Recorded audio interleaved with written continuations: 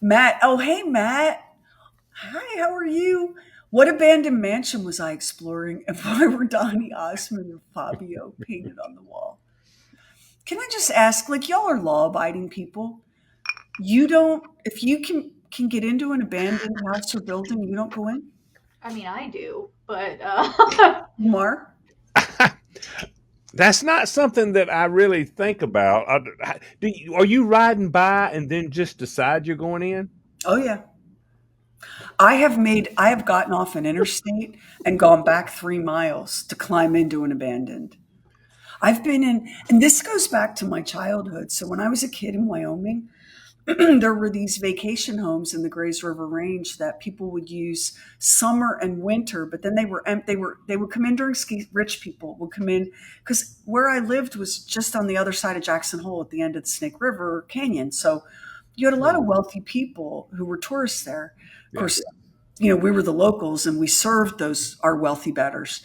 They would come in the winter for ski season. They'd come in the summer for fly fishing, and in the meantime, the houses would sit. And I can't. There wasn't a one that I didn't break into and have a look at as a kid. Not a one. Not a one. I, now is a good time for me to stop and say disclaimer: we are not advocating for you to You break shouldn't do into. this. No, You no, shouldn't do no. this. You should know. So now I try not. I don't break into occupied homes, but if there's an abandoned building or house that I know is slated for demolition, you looking at a little white lady that's coming in and having a look.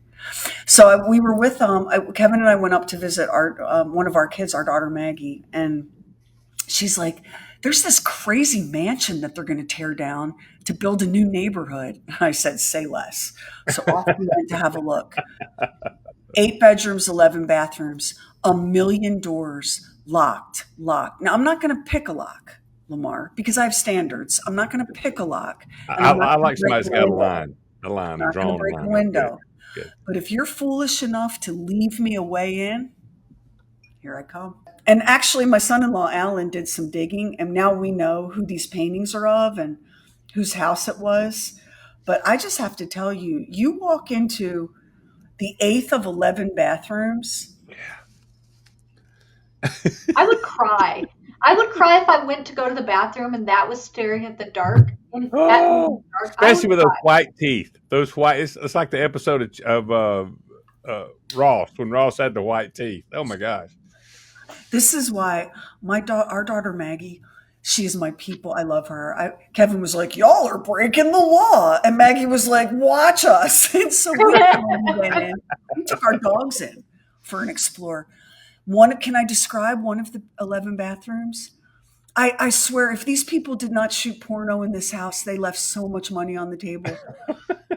One of the 11 bathrooms had a giant shower.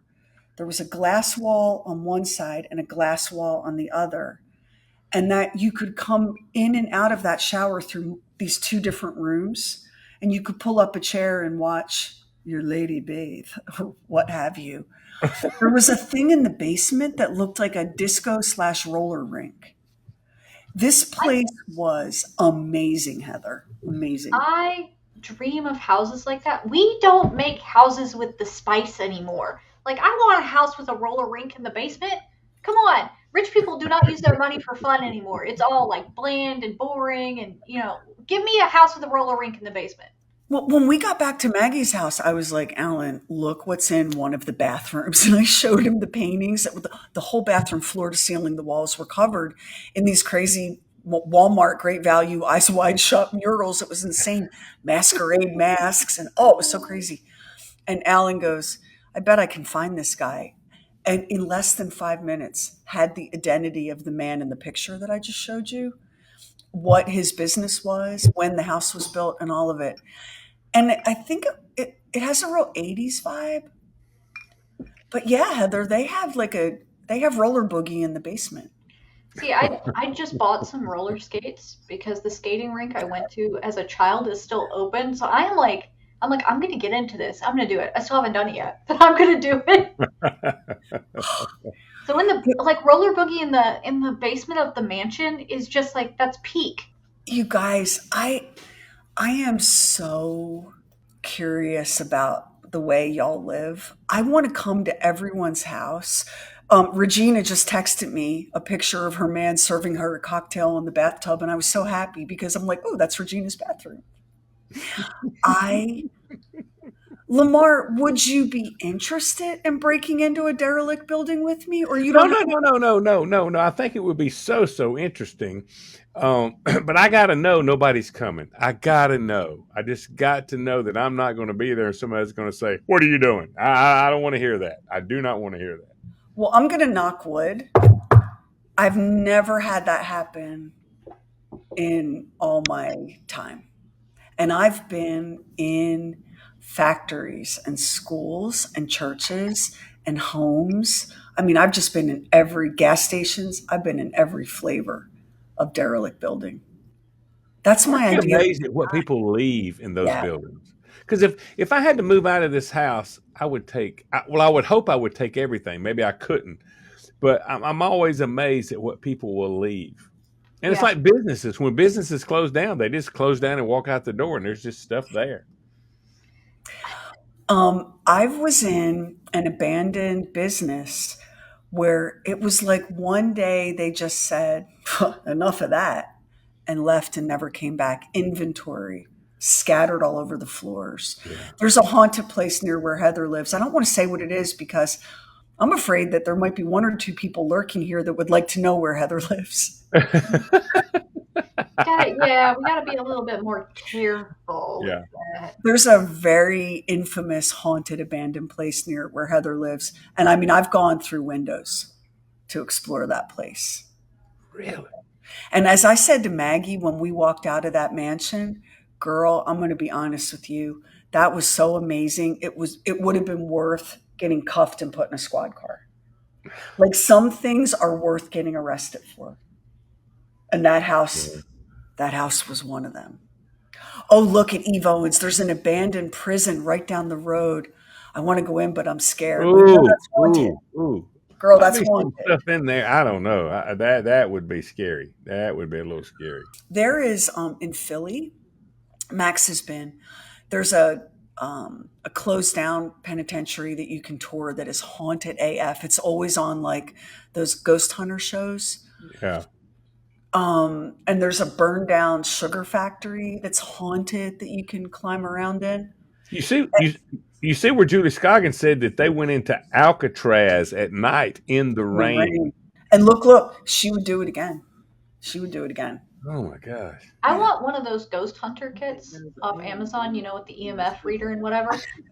I need to own that, and I'll make videos if somebody mails me one of those. Like I'll go around and we'll test for ghosts. But it's so cool. Let me take a break and say that my smoking hot wife Carla, who is watching it in the other room, she just came in to say we ain't going in no damn spook house. I'm telling you that right damn now. We're not going in no spooky ass house. Carla, somebody's got the wait in the car with Darby. You're Yeah. in. Yeah, keep the car running. Lamar's going in the spook house, girl. Lamar is going in the spooky house.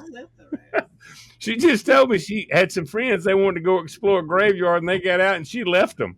They had to walk. Oh, I absolutely left their ass. I mean, they begged and pleaded for me to take them to a cemetery, and I kept saying, no, I'm not going to do it. And I said, okay, I tell you what, we're going to go through the graveyard, and we're going to go, and we're just going to keep on driving, and we're not stopping. Well, we get into the graveyard and they decide, stop the car. And then they jump out like they're going to spook me because, they're thinking, oh, we're tricking Carla. We're going to go ahead and jump out. Well, they jump out of the car and leave me in the car by myself. I said, hell to the no. We are not doing that. No, I closed the door, rolled up the windows, and I drove off. And I went home and got in the bed and left them in the graveyard. 2:00 in the morning, I'm getting a phone call that says, are you going to come back and get us? I said, no, I'm not coming to get you. Carla, But I I finally need did to get up and go remind get you them. that you are wrapped in the white light of protection. You don't have to be scared of prisons and graveyards. I'm Girl. not going to Listen No, to me. If you could have walked around that porno mansion with me, you'd be singing a different song tonight. I can tell you right now. I I have don't a need place. a spook house. It's I really you play. don't. I mean, it is not my thing. I don't want to be No. scared, and I don't want to think about it. Listen. We she goes to the movie with me. We go to the movie, and I went to see the Long Walk. You know, the Long Walk that was the Yeah. Stephen King. Okay, and so she's watching this. Anytime this stuff comes out on the trailers, Carla's beside me. She's going, Jesus, Jesus, Jesus. Jesus, Jesus, Jesus, Jesus. And she will not stop saying the name of Jesus until the trailer's over with. Hey, Carla, if you'd have been in this mansion with me, you'd have went, Jesus, Jesus, Jesus. Carla, these people had 3 laundry rooms, which you need when you're going through that many sheets, is all I'm going to say. Like, it was wild. You would have so much fun. You don't need to be afraid. Spirits, if there's a spirit on this plane, it's just someone that's confused and not understanding that they need to move forward into the next Yeah, they light. need And to you move could on. radiate that for them. They need to get on. I don't need them hanging around, lingering around, trying to have a conversation. Okay, I'm out of here. I just thought I'd give my 2 cents on that. Well, now I know, Lamar, the next time we're on the road, we need to have us a little urban exploration. Well, no, hey, she better not have the keys to the car because she'll leave our ass. Oh, I just got that loud and clear. Are you kidding? Yeah, you can't trust her. Oh, She no. plays a pivotal role, though. We need her because she's the one we give the bail money to. The thing is, like, so at the place near where Heather lives, me and Karamia and Elizabeth, we were wandering around the grounds, and Karamia was like, "This is nuts. I'm going to get back in the car." And Elizabeth was like, "I'm going with you." And we went into one of the buildings, and we had a paranormal experience, and it was, guys, it was just so cool. It was just so cool. There was no malice or bad feeling in the air. It was just like, did you? What is this that I'm seeing?